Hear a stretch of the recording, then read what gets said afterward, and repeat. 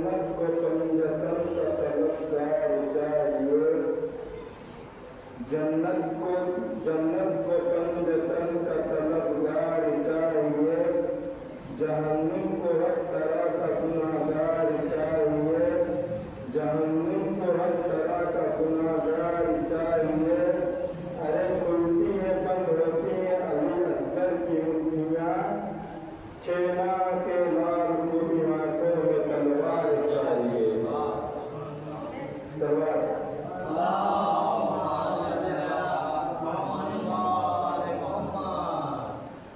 हुसैन बात रहे हैं, निजात ले जाओ। हुसैन बात रहे हैं, निजात ले जाओ। कुछ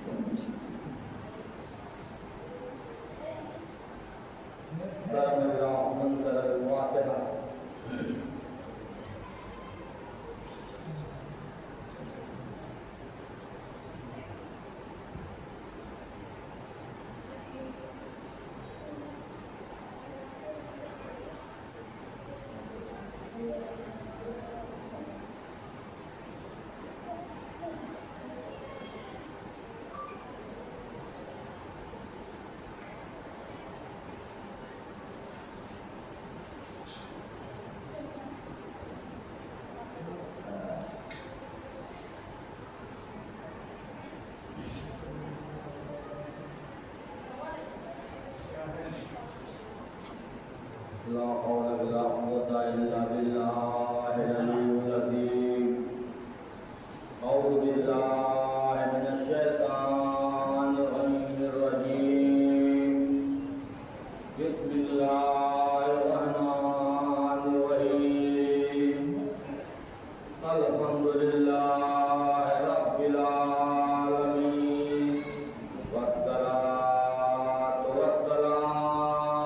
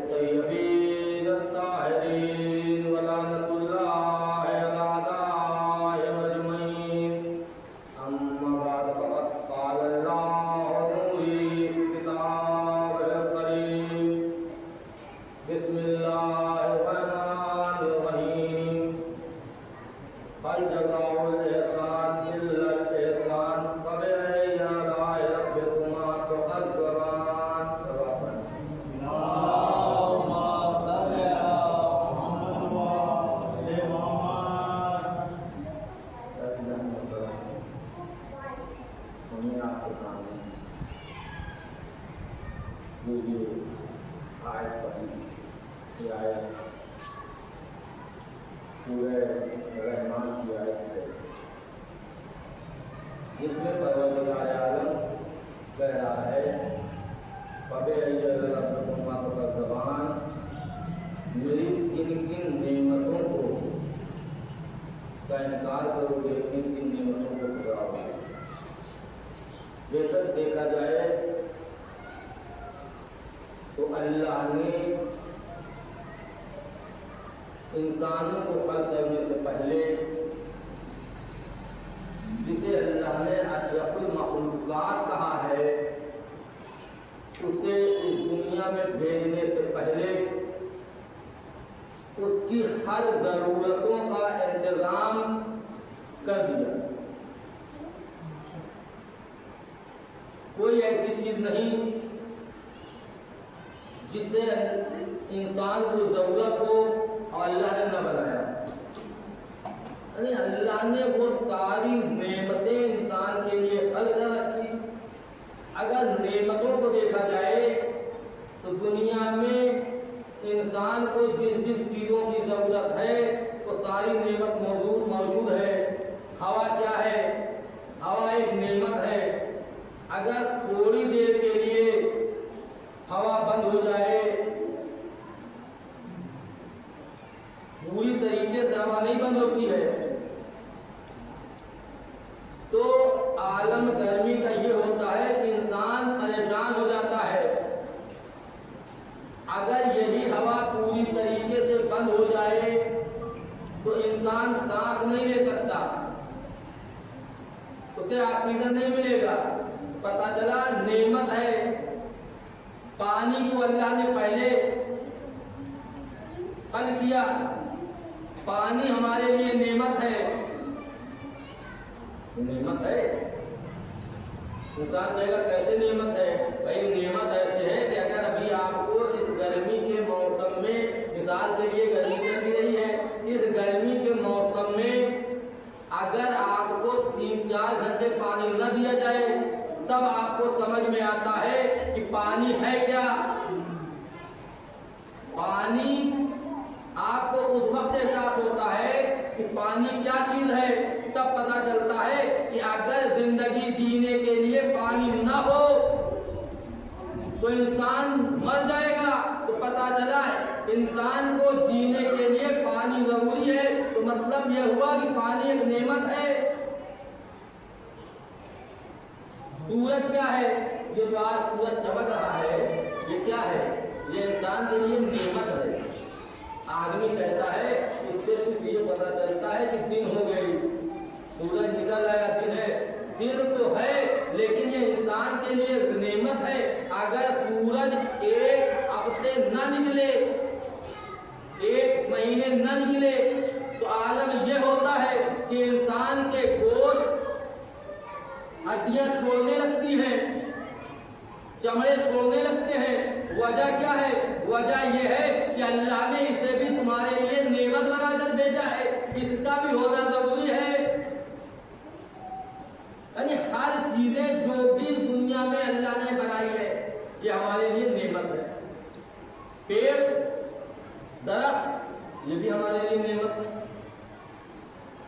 आज का दौर देख लीजिए, आज ऑक्सीजन इतना कम हो गया है। वजह क्या है?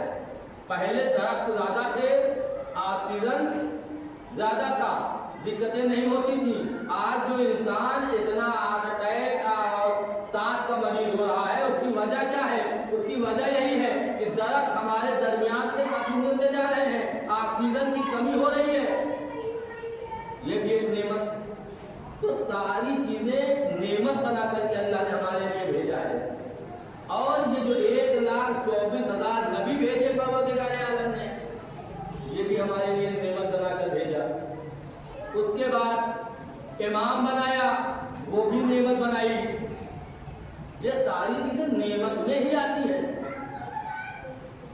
क्योंकि हम वली इमाम मानते हैं और वो हमारे लिए नेमत है। तो नेमत वो चीजें जो हमारे फायदे के लिए हों, वो हमारे लिए नेमत कहलाती है। कुरान मजीद में अल्लाह कह रहा है कि हल जज़ाउल एहसान इल्लल एहसान, एहसान का मतलब एहसान से जुड़ा। भाई कुरान मजीद में जो भी सूरह आई, जो भी आयत आई है, वो एक हिदायत के लिए आई है, हमें समझाने के लिए आई है, हमें बताने के लिए आई है।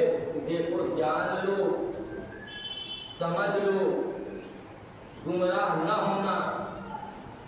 हल जज़ाउल एहसान इल्लल एहसान, एहसान का बदला एहसान से अदा कर दूँ। एहसान कैसे है? आयत जब भी आएगी रसूल के लिए आई, इमाम के लिए आई। अब ये तलाश करना होगा कि एहसान किसने किया। एहसान क्या है? जब हम तारीख इस्लाम को गौर से फिक्र से पढ़ें तो समझ में आता है कि इस्लाम पर एहसान किसने किया है। इस्लाम पर दो शख्सियतें नजर आती हैं जिसने इस्लाम पर सबसे ज्यादा एहसानात किए। एक है हजरत अबू तालिब, दूसरी है जनाब खदीजा, जिन्होंने इस्लाम पर सबसे ज्यादा एहसान किया। जनाब अबू तालिब ने रहनुमाए इस्लाम को, पैगंबरे इस्लाम को पाल करके इस्लाम पर एहसान किया। खदीजा ने अपनी दौलत लुटा करके इस्लाम पर एहसान किया। सल्लल्लाहु अलैहि वसल्लम मोहम्मद वाले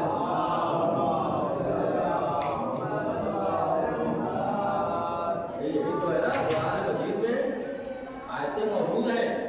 मैंने तुम्हें यतीम पाया, ऐ मेरे हबीब, मैंने तुम्हें यतीम पाया तो तुम्हारी परवरिश की। मैंने तुम्हारी परवरिश की। अब किसी रवायत में उठाकर देख लीजिए, किसी किताब में उठाकर देख लीजिए, कहीं उठाकर देख लीजिए, क्या अल्लाह खुद आया था? क्या अल्लाह खुद आया था नबी की परवरिश करने? लोग कहेंगे नहीं, अल्लाह खुद नहीं आया। जब अल्लाह खुद आया नहीं तो अल्लाह ने कहा क्यों कि मैंने तुम्हें यतीम पाया, तन्हा पाया, अकेला पाया, तो ऐ मेरे हबीब मैंने तुम्हारी परवरिश की। परवरिश कर कौन रहा है? परवरिश कर रहे हैं हजरत अबू तालिब। तो अल्लाह कह रहा है कि मैंने तुम्हें यतीम, तन्हा, अकेला पाया, तो ऐ मेरे हबीब मैंने तुम्हारी परवरिश की। तो पता चलेगा अल्लाह किसी अहले गैरे को अपना नहीं कहता। अल्लाह उसे कहता है जिसके दिल में ईमान खुदा होता है। जिसके दिल में ईमान खुदा हो उसको अपना कहता है। अबू तालिब को अपना कह करके, अपना बता करके परवरदिगार आलम ने ये ताहा से कयामत तक के लिए मोहर लगा दी कि अबू तालिब एक लम्हे के लिए भी काफिर नहीं थे। अबू तालिब ने परवरिश किसकी? पैगंबर इस्लाम मोहम्मद मुस्तफा सल्लल्लाहु अलैहि वसल्लम।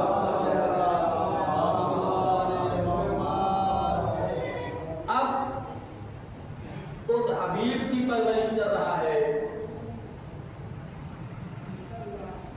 जिसे अल्लाह अपना हबीब कह रहा है, अपना महबूब कह रहा है। उसकी परवरिश जनाब अबू तालिब कर रहे हैं। तो अल्लाह का भी फरीदा है कि जिससे नबी की परवरिश कराई है, अल्लाह कभी एहसान बाकी नहीं रखता। अल्लाह अपने ऊपर एहसान नहीं रखता। अल्लाह ने कहा ऐ मैं अबू तालिब, तूने मेरे हबीब की परवरिश की है, तूने इस्लाम पर एहसान किया है, तो मैं भी तेरे एहसान को अदा करूंगा। किस तरीके से अदा कराया? कहा है मेरे हबीब, जब तू तन्हा था, अकेला था, यतीम था, तेरा कोई नहीं था, तो मैंने अबू तालिब के जरिए तेरी परवरिश कराई। अबू तालिब ने हम पर एहसान किया है। ऐ मेरे हबीब, दुनिया में तू भी अबू तालिब पर एहसान कर दे। तू अली को पाल करके अबू तालिब पर एहसान कर। रसूल अल्लाह ने सिर्फ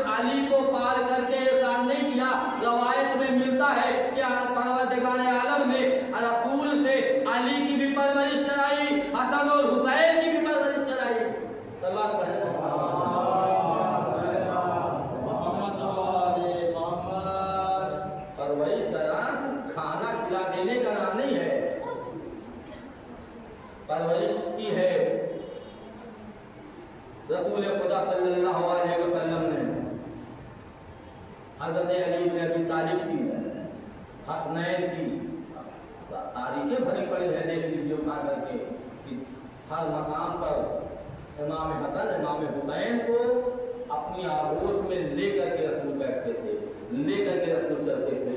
इमाम हसन इमाम हुसैन के लिए रसूल नाका बने हैं, परवरिश की है। और ये कहा कि अव्वल न मोहम्मद, आखिर न मोहम्मद, औसत न मोहम्मद, यानी मेरा कुल का कुल मोहम्मद है।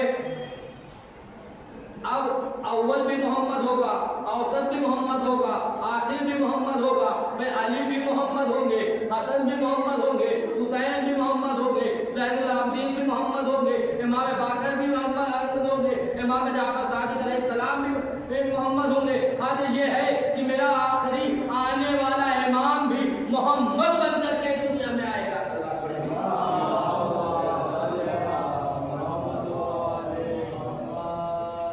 अब जब रसूल ने कह दिया है ये सब के सब मोहम्मद होंगे, तो मोहम्मद होने के लिए सब में वो कमालात होने चाहिए। जो कमालात इस नबी में मौजूद हैं, वो सारे कमालात उनके अंदर मौजूद होने चाहिए, तभी तो ये मोहम्मद के बराबर होंगे। हर जब मोहम्मद होंगे तो हर दौर में उम्मत कोई ना कोई सवाल रखेगी। जैसे रसूल के दौर में लोगों ने सवाल रखा, क्या आप चांद के 2 टुकड़े कर सकते हैं? अगर आप चांद के 2 टुकड़े कर लीजिए तो मैं आपको मान लूंगा आप अल्लाह के नबी हैं। नबी ने चांद के 2 टुकड़े करके बताया। तो जो सिफतें नबी में मौजूद वही इनमें भी मौजूद होनी चाहिए। नबी ने चांद के 2 टुकड़े किए हैं, तो अली ने सूरज को पलटा करके दिखाया। इमाम हुसैन अलैहिस्सलाम ने राहिब को 7 औलादे अता करके बताई। जब सारी चीजें पाई जा रही होंगी तभी मोहम्मद होंगे। इल्म भी उसी तरीके से होगा। सारी चीजें अगर परवरदिगार आलम ने नबी के दिल पर कुरान को नाज़िल किया है, तो जब दिल में कुरान, नबी के दिल में कुरान है, तो अली के दिल में भी कुरान होगा, हसन के दिल में भी कुरान होंगे, इमाम हुसैन के दिल में भी कुरान होगा, आने वाले जितने इमाम होंगे सबके पास कुरान का इल्म होगा, तब तो मोहम्मद होंगे। अब आप गौर कीजिए, आज मेरा अनुमान ये है कि आज मैं जिक्र इमाम हसन करूँगा। अब तक जो भी जिक्र हुए वो मौलाए कायनात हज़रत अली इब्न अबी तालिब पर हुए, इमाम हुसैन पर हुए। आज मैं इमाम हसन पर हूँ। इमाम हसन अलैहिस्सलाम ने कौन कौन से मौजूदात दिखाए? हर नबी के बाद हर इमाम ने कुछ न कुछ मौजूदात दिखाए। इमाम हसन अलैहिस्सलाम के लिए मिलता है ये तो मतलब इमाम हसन अलैहिस्सलाम कुछ काम से तारत की वजह से शाम गए और हाकिम वक्त माविया को पता चला कि इमाम हसन अलैहिस्सलाम शाम आए हुए हैं और दरबार आ रहे हैं। जैसे ही उसे खबर मिली उसने सबको इकट्ठा किया, सारे आलिमों को इकट्ठा किया, जहाँ तक कहा जाए कि अपने सारे चमचों को इकट्ठा किया। इकट्ठा करके कहा देखो सब लोगों को दिनार अता किया, दिनार दिया। देने के बाद कहा देखो जैसे ही हसन आए तुम हमारे कसीदे पढ़ना शुरू कर दो, हमारी तारीफ बयान करना शुरू कर दो। अब जब तक इमाम हसन अलैहिस्सलाम दरबार पहुंचते, दरबार खचाखच भर चुका था। जैसे ही इमाम हुसैन इमाम हसन अलैहिस्सलाम ने दरबार में कदम रखा, उधर माविया ने इशारा किया। अब माविया के कसीदे, उसके बाप दादा के कसीदे पढ़े जाने लगे। इमाम हसन अलैहिस्सलाम वहीं पर खड़े हैं, कसीदे पे कसीदा हो रहा है। जब लोग कसीदे पढ़ करके माविया के बाप दादा गया रुके, इमाम हसन अलैहिस्सलाम आगे बढ़े, उस मकाम पर पहुंचे जहां माविया बैठा हुआ था। एक बरंदी पर खड़े हुए, जैसे ही पहुंचे माविया ने कहा, ऐ फर्जंदे रसूल, आप कब आए? आप कब आए? मेरे मौला ने कहा, मैं तो तब ही आ गया था जब तेरे लोग तेरे बाप दादाओं की के कसीदे पढ़ रहे थे, तारीफ कर रहे थे। एक मर्तबा माविया ने मुस्कुरा कर कहा, देखिए मेरे बाप दादा की क्या अजमत है,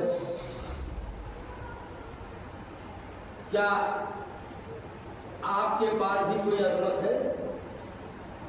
हाँ, कहा मेरी अजमत इतनी काफी है कि मेरा बाप अली इब्ने अबी तालिब है, मेरा दादा अबू तालिब है, मेरी माँ फातिमा ज़हरा है, मेरे नाना रसूल है। कहा और कुछ? कहा अगर मैं चाहूं तो दिन को रात में बदल दूं, ईरान को इराक में बदल दूं। बस इतना कहना था कि एक कंदर वहां से उठा और उठ करके कहता है कि हसन आपने क्या कहा जो आप कर नहीं सकते, जो आप कर नहीं सकते, आपने कैसे कह दिया कि आप दिन को रात में बदल देंगे और रात को दिन में बदल देंगे, आप अदम को आदम में बदल देंगे। बस मेरे मौला ने कुछ जवाब न दिया। मेरे मौला ने कहा, इन मर्दों के दरमियान में तू क्या कर रही है? इन मर्दों के दरमियान में तू क्या कर रही है? इतना कहना था कि वो मर्द औरत में तब्दील हो गया। अब जब उसने अपने बदन में तब्दीली महसूस की, वापस जाने लगा। कहा जा कहा रहा है? सुन, तेरे घर में तेरी औरत बैठी है और तू भी औरत, अब मैं तेरी औरत को मर्द बनाता हूं। तो आप सोचिए हज़रत इमाम हसन के मौजूदा क्या है कि अल्लाह कह रहा है कि अगर मैं इरादा करूं तो हो जाए। इधर हसन ने सिर्फ कहा था कि तू कर क्या रही है, हसन ने सिर्फ कहा और हो गया। पता ये चला कि परवरदिगार आलम की मर्जी इमाम हसन की मर्जी है। अल्लाह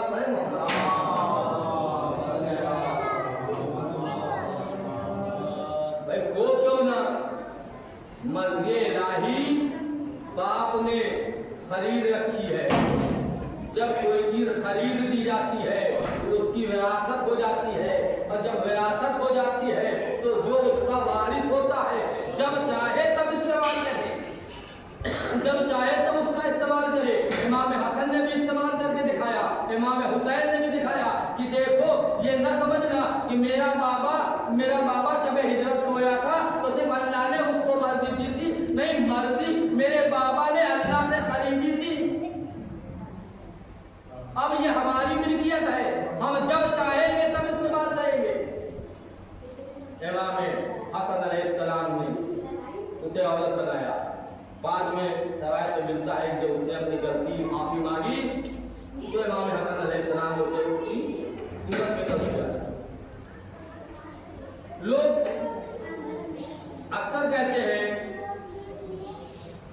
कि अगर इमाम हसन होते तो करबला न होती, क्योंकि इमाम हसन अलैहिस्सलाम ने सुलह कर ली थी। इमाम हसन अलैहिस्सलाम को तलवार चलाना नहीं आता था, वो जंगजू नहीं थे। इमाम हुसैन जंगजू थे, इसलिए उन्होंने करबला की लड़ाई लड़ी। रवायतों में मिलता है कि हजरत अब्बास हर मकाम पर ये कहते नजर आते हैं कि मैं इमाम हसन का शागिर्द हूँ, मुझे तलवार चलाना, मुझे तीर चलाना, मुझे नेज़े चलाने का हुनर मैंने इमाम हसन से सीखा है। तो सोचिए जिसका शागिर्द इतना बड़ा शेर हो, इतना बड़ा बहादुर हो, उसका उस्ताद कितना बड़ा बहादुर रहा होगा। मैं अपनी गुफ्तगू को समेटता हुआ चंद जुमले इमाम हसन अलैहिस्सलाम के फज़ाइल में बयान करता हुआ रखते बताया। तारीख में मिलता है जंग सिफ़ीन कई जंगें हुई। एक जंग थी जिसमें फौजों ने पानी का कब्जा कर लिया। मौला का खबर आई, इमाम हसन अलैहिस्सलाम ने कहा पापा मैं जंग के लिए जा रहा हूँ, अभी पानी का फौजों को हटा करके पानी का इंतजाम करो। रवायत में मिलता है कि इमाम मौलाए कायनात ने कभी इमाम हसन इमाम हुसैन को हुक्म नहीं दिया जंग करने के लिए, लेकिन इमाम हसन ने जब खुद कहा इजाजत दी। तारीख में मिलता है कि जिस वक्त इमाम हसन अलैहिस्सलाम घोड़े पर सवार होकर के तलवार लेकर के निकले हैं तो एक हमले में सारी की सारी फौजों को पीछे ढकेल दिया। और लोग ये कहते नजर आए कि आज हसन के चेहरे पर हैदर कर्रार का जलाल नजर आ रहा है। आज हसन के चेहरे पर हैदर कर्रार का जलाल नजर आ रहा है। और इमाम हसन ने अपनी निगाहों से, अपनी तलवार से सारे के सारे फौजों को पीछे ढकेला और ढकेल करके कहा आओ अब तक पानी पी लो। जब फौज आगे बढ़ी, पानी भर करके ले मस्तीने में ले लिया तो कहा मौला इन पर अब हम पानी पर कब्जा कर ले, इन्हें पानी न पीने देंगे। मेरे मौला ने बढ़कर के कहा नहीं, ये इनका काम है पानी बंद करना, हमारा काम पानी बंद करना नहीं है। हमारा काम तो ये है कि हम दुश्मन को भी पानी पिलाते हैं। सलवात पढ़े मोहम्मद।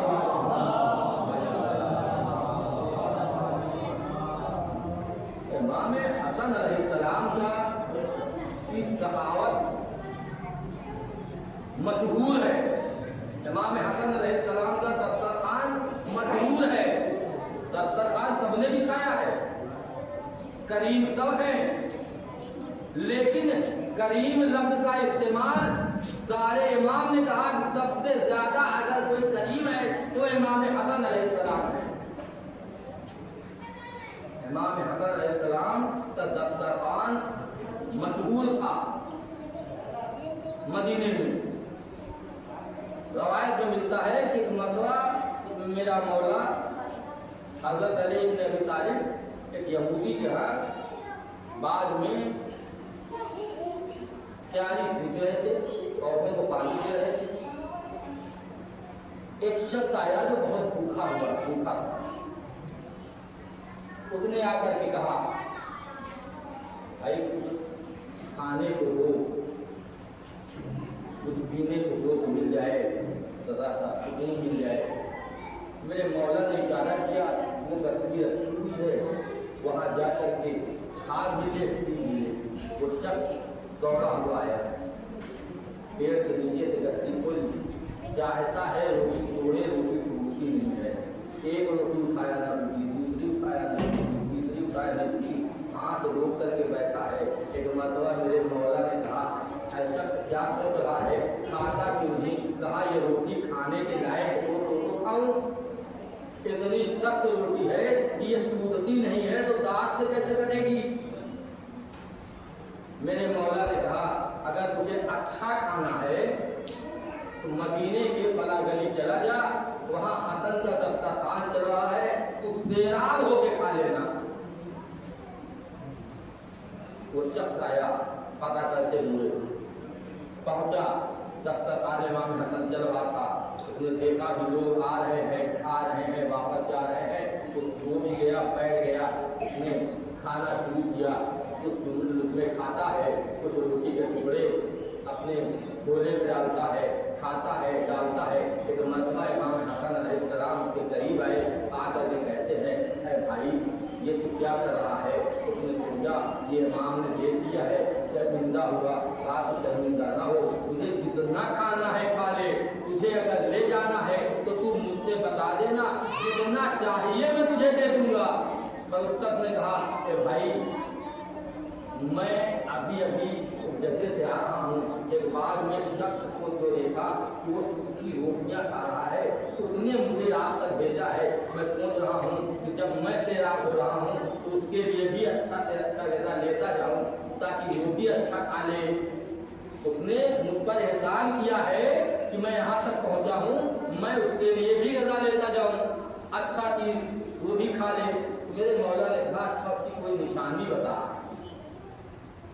बस एक मतलब ने कहा जैसी खुशबू आग से आ रही है, जैसी खुशबू आपके बदन से आ रही है, वैसे ही खुशबू उसके बदन से आ रही थी। कहा तब भी तू न समझा, अरे वो कोई और नहीं है, वो मेरा बाबा अली मुर्तजा है, उसी का दस्तरखान है जो हसन अपने नाम से चला रहा है। चलो आप पढ़े मोहम्मद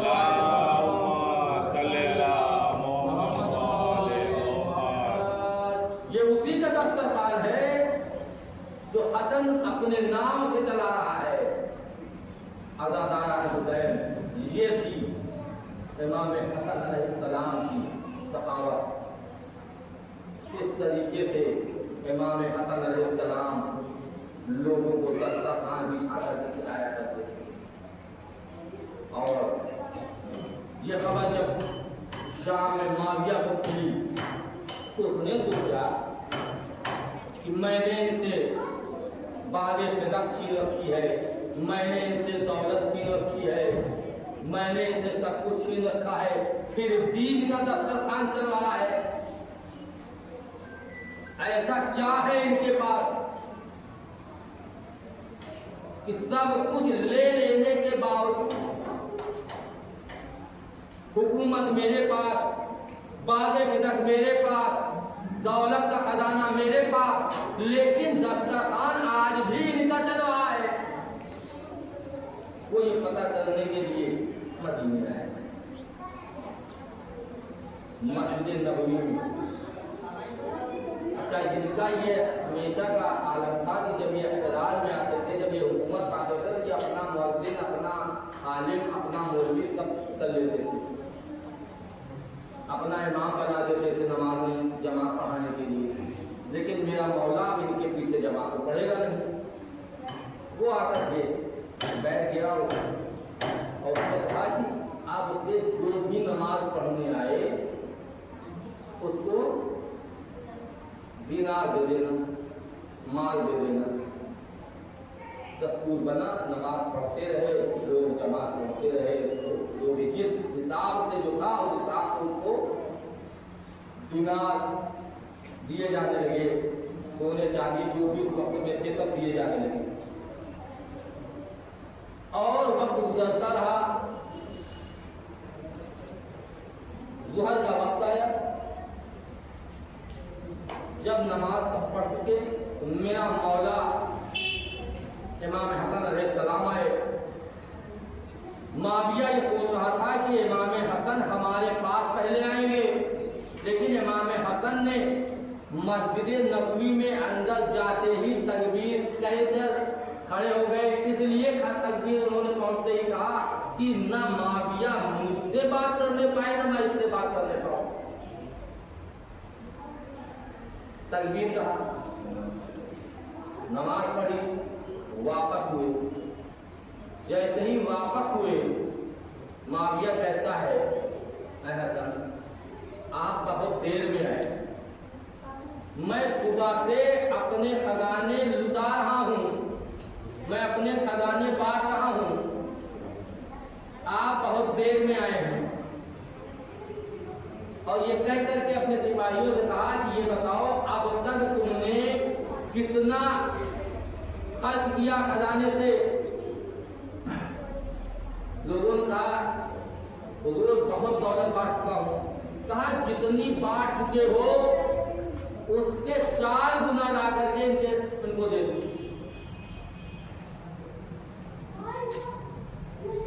दौलत आने लगी, दीनार, जेवर, सोना, चांदी जो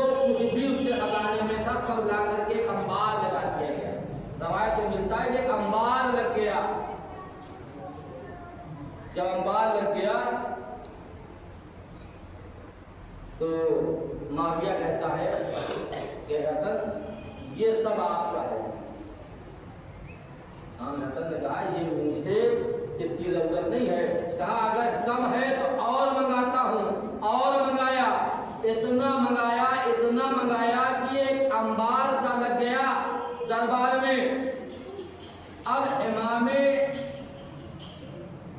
हसन कुछ बोलते इससे पहले माविया ने कहा कि हसन मैं हिंदा का बेटा हूँ, मैं हिंदा का बेटा हूँ।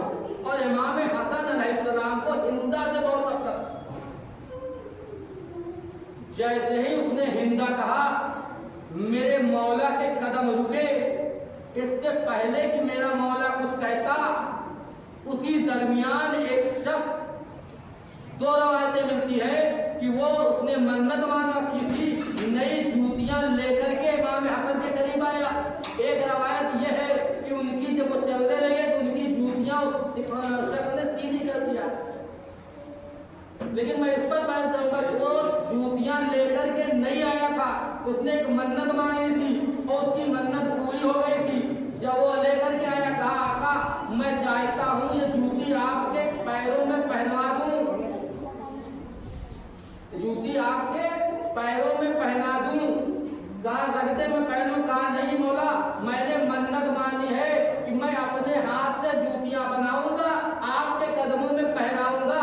जैसे ही उसने मौला के कदमों में जूतियां पहनाई, मौला ने कहा ये सारी दौलत तेरी है, ये सारी दौलत तेरी। बस जैसे ही सुना, एक मतवा माविया कहता है ऐ हसन ये क्या कर रहे हो, इतनी दौलत तुमने देखा नहीं। कहा तूने अभी कहा था ना कि तू हिंदा का बेटा है, तू दौलत सिर्फ अपनी नहीं ये खजाने की दौलत दे सकता है। अब ये मेरी मिल्कियत है, मैं फातिमा का बेटा हूँ, मैं फातिमा का बेटा हूँ, ये दौलत मेरी ठोकर है। इमाम हुसैन इमाम हसन अलैहिस्सलाम ने उस दौलत उस शख्स को देकर के बताया कि देख रे माविया, जितनी दौलत तेरे खजाने में है उतनी दौलत फातिमा का खानदान जो है वो बांट दिया करता है अपने गुलामों को। आज़ादान हुसैन हमेशा इस बात का सवाल हुआ कि इमाम हसन अलैहिस्सलाम जंगजू नहीं थे, इसीलिए उन्होंने सुलह कर ली थी। सुलह का नमूना जाकर उठाकर देखिए, चाहे मैं कहूँगा तो मस्जिद बहुत ज्यादा हो जाएगी। सुलह का नमूना देखिए, इमाम हसन ने सुलह नहीं की, उधर से सादा कागज भेजा गया था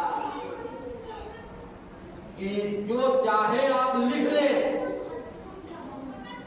मैं सुलह पर तैयार हूं। पता चला कि इमाम हुसैन ने इमाम हसन ने दब करके सुलह नहीं की थी, बल्कि सादे कागज पे जो चाहा था वो लिखा था और उस वक्त के खलीफा ने उसे माना। जरूरत जिस वक्त जिस चीज की थी वो हमारे इमाम ने किया। उस वक्त जरूरत की सुलह की, मेरे मौला ने सुलह किया। करबला में जरूरत की जंग की, इमाम हुसैन अलैहिस्सलाम ने जंग की और जंग करके बताया। अज़ादान हुसैन, आज 7वीं माह मुहर्रम, आज हम उसके लाल पर क्रिया करते हैं जिसके लाशे पर तीर बरसाए गए। अज़ादान हुसैन, आज हम जनाब कासिम को सपूता जनाब कासिम सहरा और इमाम हसन अलैहिस्सलाम के अज़ादान हुसैन जब 10वीं माह मुहर्रम आई, रोज़े आशूरा नमूदार हुई, इमाम हुसैन की तरफ से एक सहाबी जंग करने के लिए जाते हैं। इमाम हुसैन लाशा क़याम हुसैन के लाते आज़ादार हो। जब बनी हाशिम जाने लगे और मोहम्मद का लाशा इमाम हुसैन जनाब ज़ैनब के हवाले कर चुके। रवायत में मिलता है कि जनाब कासिम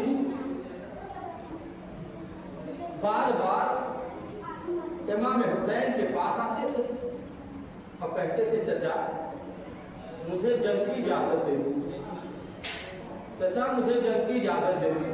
लेकिन इमाम हुसैन ये कहते इमाम ने कासिम को वापस कर देते थे, बेटा बेटा तुम मेरे भाई की निशानी हो। ए बेटा कासिम, जब मुझे अपने भाइया का दीदार करना होता है तो कासिम मैं तुम्हारा चेहरा देखता हूँ, मैं तुम्हारा दीदार करता हूँ। ये कासिम मैं तुम्हें जंग की इजाजत कैसे देता हूँ। आजादार जनाब कासिम वापस जाते सहमे में जब पहुँचते थे ना, जनाब उनमें परवा कहती थी ए कासिम तुम अब तक जंग के लिए नहीं गए, ए कासिम तुम भी जाओ। कहा अम्मा मैं जाता हूँ, चचा से बार बार जंग की इजाजत मांग रहा हूँ लेकिन चचा मुझे जंग की इजाजत नहीं दे रहे थे। एक मरतबा अम्मा ने कहा बेटा जाओ और जाकर कहो कि माँ ने मुझे कहा है कि आप इजाजत दे दे। जनाब कासिम आए, फिर इमाम हुसैन से जंग की इजाजत मांगी, लेकिन फिर इमाम हुसैन ने यही कह के जनाब कासिम को वापस भेज दिया। अब जनाब कासिम वापस हुए हैं तो आजादारों जनाब कासिम रोते हुए वापस आए, एक गोशे में बैठ गए। एक गोशे में बैठ करके जनाब कासिम ने रोना शुरू किया, ए बाबा काश आप होते तो शायद चचा इजाजत दे देते।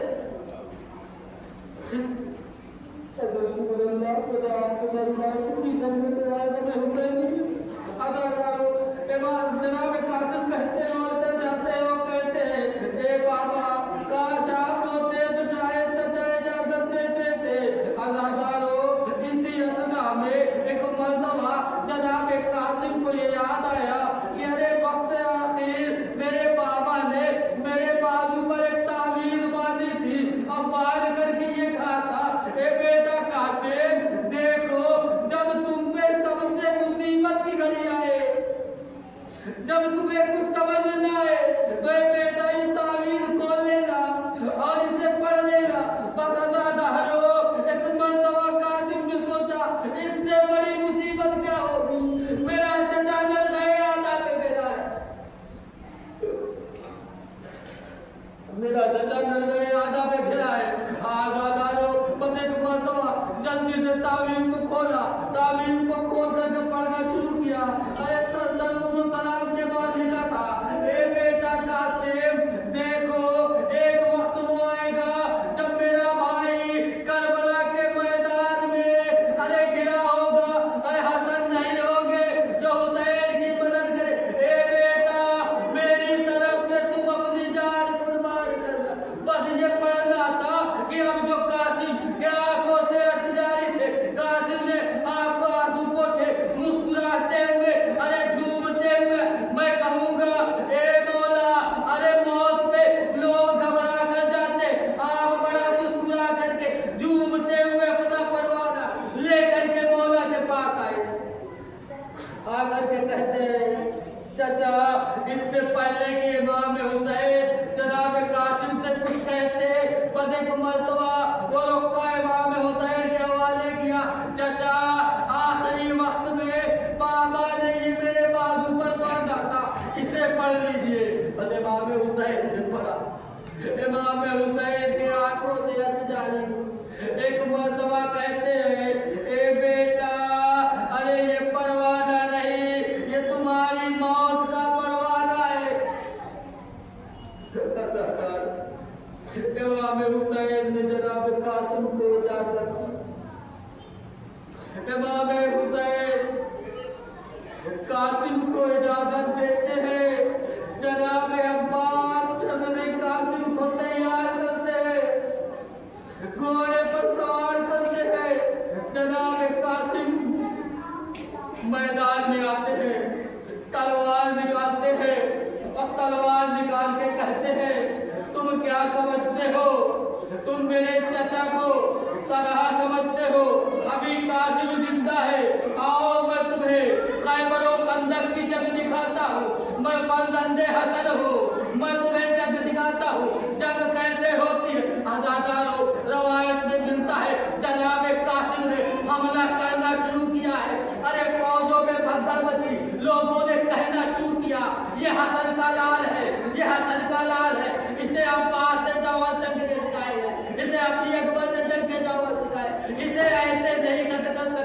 अदादारो एक मर्तबा आवाज गूंजी, चारों तरफ से हमला करो।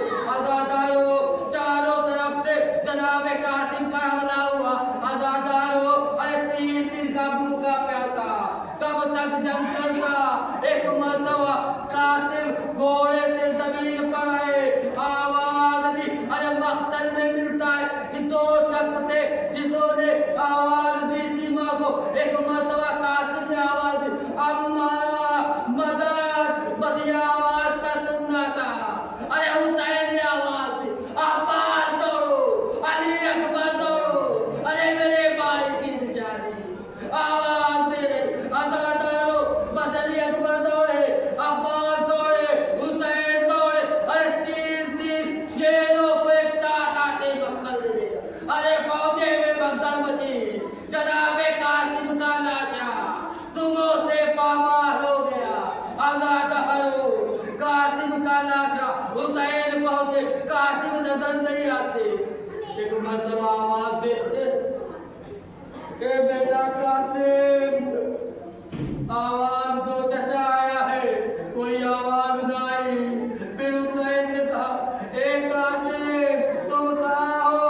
चचा आवाज दे रहा है, आवाज दो, आवाज ना आई। तीसरी मर्तबा हुसैन कहते, ए बेटा कासिम तुम्हें वक्त का इमाम आवाज देता।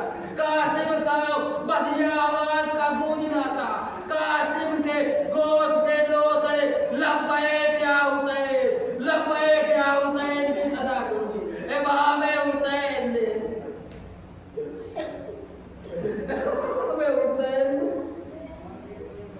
बाकी दावत में जनाब कासिम के टुकड़ों को इकट्ठा किया।